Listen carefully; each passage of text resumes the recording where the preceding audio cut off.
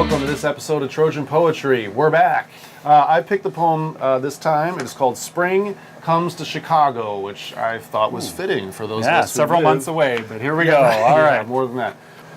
Spring Comes to Chicago by Campbell McGrath. All through those final fitful weeks, we walked off the restlessness of our daily expectancy on the avenues of sun hunger and recalcitrant slush. When would that big, fat, beautiful, baby blue first day of spring arrive?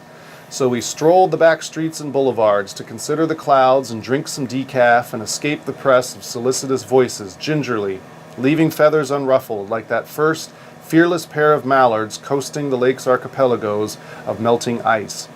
We walked to the movies again and again, Eddie Murphy at the Biograph, Orson Welles amid the Moorish splendor of the music box, varying our route until we knew every block in the neighborhood, every greystone and 3-flat, every Sensei sushi bar, and Michoaqueno flower stall.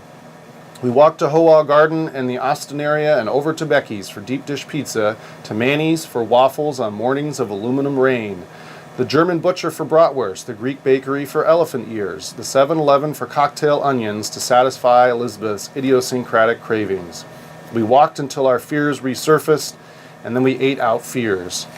We walked ourselves right out of winter into precincts we knew and those we didn't, and some the city kept as private enclaves for itself, a certain statue, a street of saris, an oasis of cobbled lanes amid the welter of industry, where suddenly the forsythia is in lightning fierce flower, sudden as lilac, as bells, as thunder rolling in from the plains, sky a bruised melon spawning ocean green hailstones to carry our rusted storm gutters away in an avalanche of kerneled ice plastered with bankrolls of last year's leaves.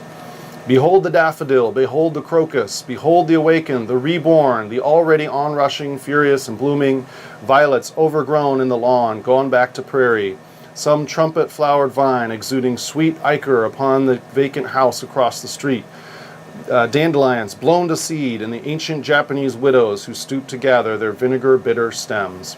That final morning, we clear the cobwebs and crack the storm windows to let the breeze take shelter in our closets and to bask all day in its muddy, immutable odor.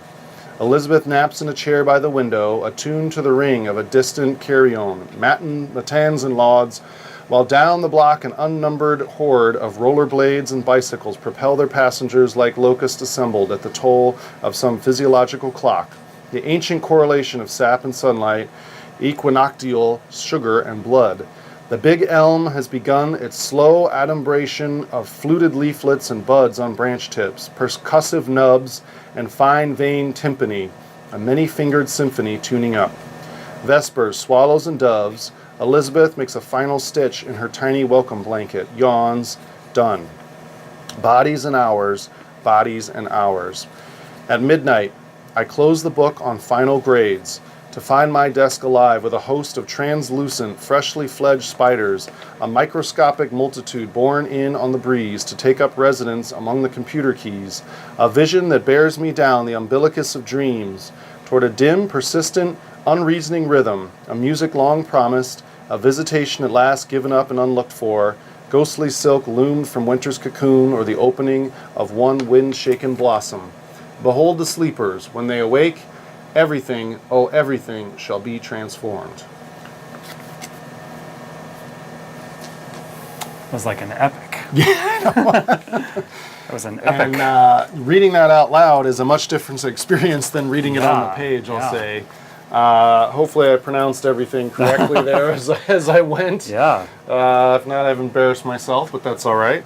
So, I mean, I think the title was what caught my eye originally, and then the weird spacing on the page, the weird line breaks. There's these long kind of stream of consciousness paragraphs, and then these Whitman-esque, behold the daffodil, behold the crocus, right? And the list of just all the stuff. Yes, and all the things, and that also reminded me of Carl Sandburg a little bit, just the layout on the page even. And so that's what caught my eye, but what did you see, John? Well, I was kind of stuck on the whole listing, and it seemed like a catalog, and here's what we do while we're waiting for spring. And hit me was the big fat beautiful baby line, and then of course it does take a strange turn, not strange, but it takes a turn, and in the last third when it mentions that Elizabeth is stitching a baby blanket, what I take to be a baby blanket, right? A tiny welcome blanket. So it looks like the birth of spring is going to coincide with the birth of a child, and that's what a wonderful thing. Because at the end, in italics, right, so dramatically, the typography there, behold the sleepers, when they awake, everything shall be transformed. And like, when you have a baby, everything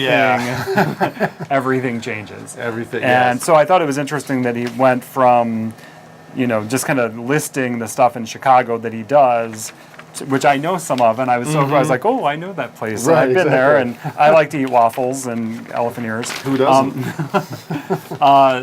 Then it then became more personal, even more personal, and it looks like in the middle of that part there, it says that final morning we clear cobwebs. Is that like the final morning before the baby is born?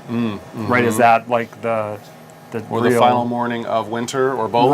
Right. But I think morning. then when you get to the baby blankets, right, or what I'm taking to be a baby The welcome blanket, yes. Tiny welcome blankets. I mean, which seems to be, no, I agree with you. I don't know what else that's you a do. pretty good Yeah, hint. So that's cool. That's cool. I like the references to Chicago, places in Chicago, like you said.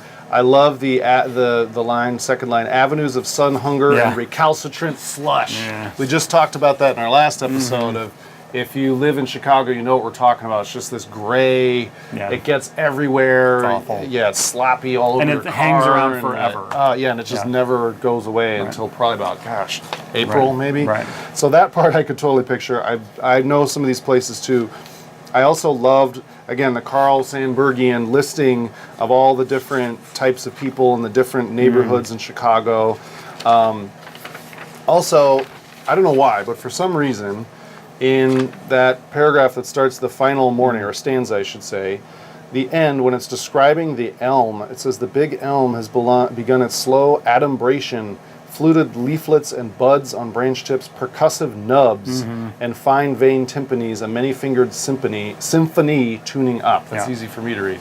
But I just love that imagery the there. lyricism, the burst of lyricism. Yes, just out of after nowhere. This kind of listing of... of normal Chicago things. He's talking about rollerbladers and bicycles, and then all of a sudden he has this beautiful description, percussive nubs. I'm just, and the fact of thinking of, I'm trying to think of what's banging against what, like as it comes opening up. It's almost like they're popping like firecrackers. That's how so I just thought that was a beautiful line. And the last behold the sleepers, everything shall be transformed. It kind of went back into this like classic mode almost, and that use of "oh" by itself. I mean, that's very like John Keats or something like that, And the weird juxtaposition of, again, what I'm taking to be like their baby is being born with the baby spiders at the end. And that was kind of a creepy. And that because the being born is specifically tied to them. Yes, the way it's organized, but that's. Oh, and speaking of being born too. The vision that bears down the umbilicus of dreams. Right. That is, that umbilical cord, the umbilicus, which I thought was a nice noun. So weirdly, not weirdly, but the concretes with the lyrical, with the kind of hinted at kind of symbolism, right, with this kind of more classical proclamation. Right, that's end. Cool. Like just a big I like the combination. Yeah, there's a lot to take in here. And also, I can totally relate. I'm sure you can too. That idea of just waiting for winter to be over, because sometimes here it goes on way too long. Right. So. All right. Well, thanks for watching. Join us on Twitter at Trojan Poetry DGN or on our website at trojanpoetrydgn.blogspot.com.